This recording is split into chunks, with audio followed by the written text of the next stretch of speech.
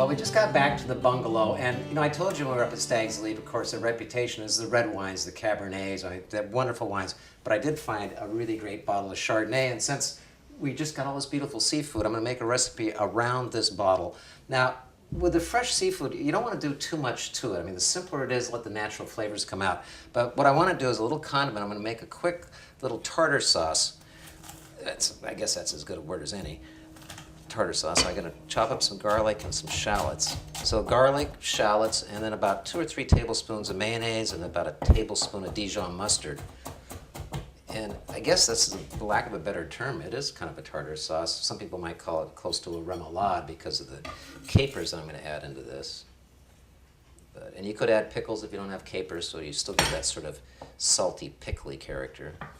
I'll chop these up pretty good, like so.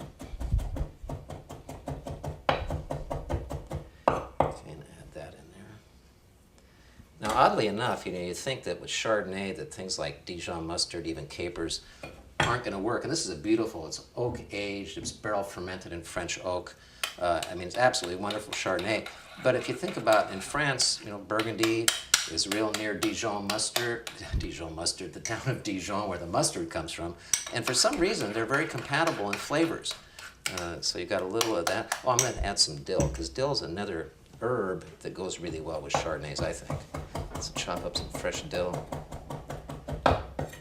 And maybe I'll throw in a little Italian parsley there too.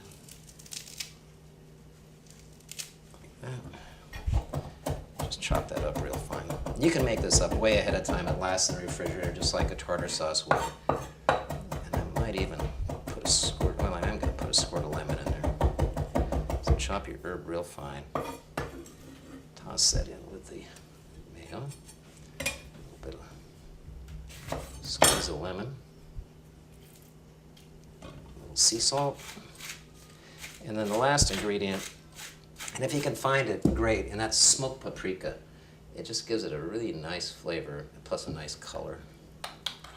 So just mix this up real good. And this will be our condiment, not only for our wonderful sea bass, but our abalone. And that's it. So just set that aside. That's all ready to go. Now, with the abalone, I pounded it, of course. And you have to do that, otherwise it's going to be really tough. And these were small little abalone. And I remember we were down at that shop, you can see how tiny these shells were. A little bit more tender. As they get bigger, they get a little tougher, but this is still going to be something you're going to want to pound out. So what we've done is just a little seasoned flour, just salt, sea salt, regular old flour, a little bit of white pepper, and we're just going to dredge these in here, just to kind of coat them. A little flour. If my stove gets hot enough, I want to check that little. There we go, perfectly hot. Just drop that guy in there. And you're just going to brown them really, really quick. You don't want to overcook these either, because again, that'll make them tough too. So just brown them very fast on both sides. Got one more than a piece there, I don't want to waste that. Like that. This makes a great appetizer. And you don't see a lot of abalone. We were talking to Jeff at the fish store. It's surprising to me, I didn't realize they're actually farm-raised abalone now. So it's available more than it ever was in the retail section. So you can actually ask for fresh abalone. So we just want to brown them like that very quickly. A little golden brown. Perfect. So that flour just gives it that nice little coating, gives it that little brown color to it. And we're going to serve that not only with the tartar sauce, but just maybe sliced lemon. So it's a real easy dish to prepare. And again, you want that delicate flavor, the abalone, to come through. So don't cover it up with a whole bunch of stuff. Okay, I think that's probably it. Get that plate here. So that's a great starter. And then for that sea bass, nothing better than that local fish like that. And local striped bass, I think that's one of my favorite all-time fish as well. And again, we don't want to make a dish that's going to overpower the flavor of that. So on this one, we're going to just do a real light, like a base, like a marinade a little bit, and a lot of garlic. And I have a tendency to use this kind of marinade on fish a lot because it's very simple. It's got a little bit of lemon juice, a little bit of wine, but chop up a lot of garlic.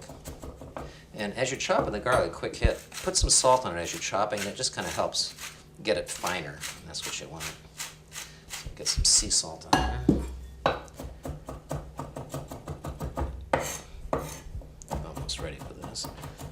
And then fresh basil. And this is the thing, especially when we talk about wine country, when you travel around the different wine countries and staying with us on our tour of the String of Pearls, what you're going to notice is not only the quality of the grapes that grow there, but the quality of the food that grows there, the farming that is hand in hand with grape growing.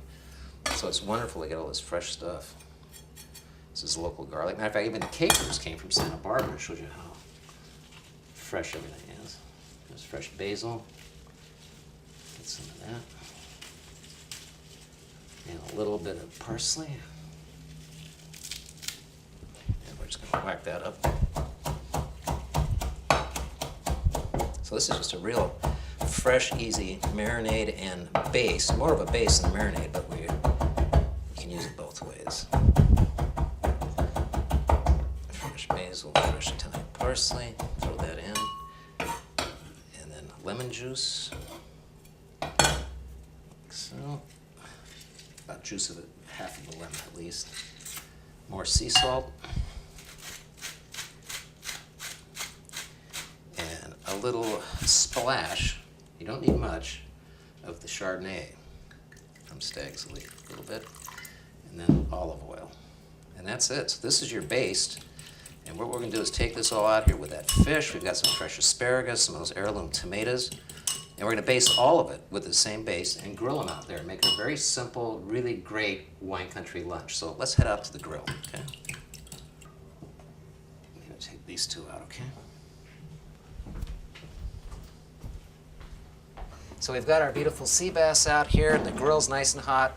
So I'm just going to layer this. I like to start it with skin side up. With that. I cut these nice big fillets to be really nice and juicy. And then the vegetables I mentioned, we just have some grilled asparagus and tomatoes. I used the same marinade that I did for the fish, just basted it with that garlic and basil. So we're going to grill out the tomatoes.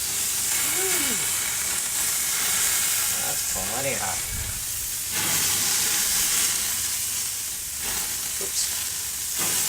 So, and then even our asparagus, I just a little bit of sea salt and olive oil on those. And those can go right on the grill too. And now the fish, when you're grilling it, you're going to go a couple of minutes on this side because they're so thick. Then we'll put them all the way over, and we'll turn them on all four sides to get a nice even cook to that fish. I think matched up with the Chardonnay and that charcoaly flavor is going to be great. All right, our beautiful sea bass is done, and create this great wine country lunch. Of course, for the appetizer, the abalone is going to be great, and we've got Caria Chardonnay from Stag's Leap, one of the best Napa Valley Chardonnays you can find, and it's going to go great with this food. So thanks for joining us on our little journey to the String of Pearls, and we'll look forward to seeing you on the next String of Pearls.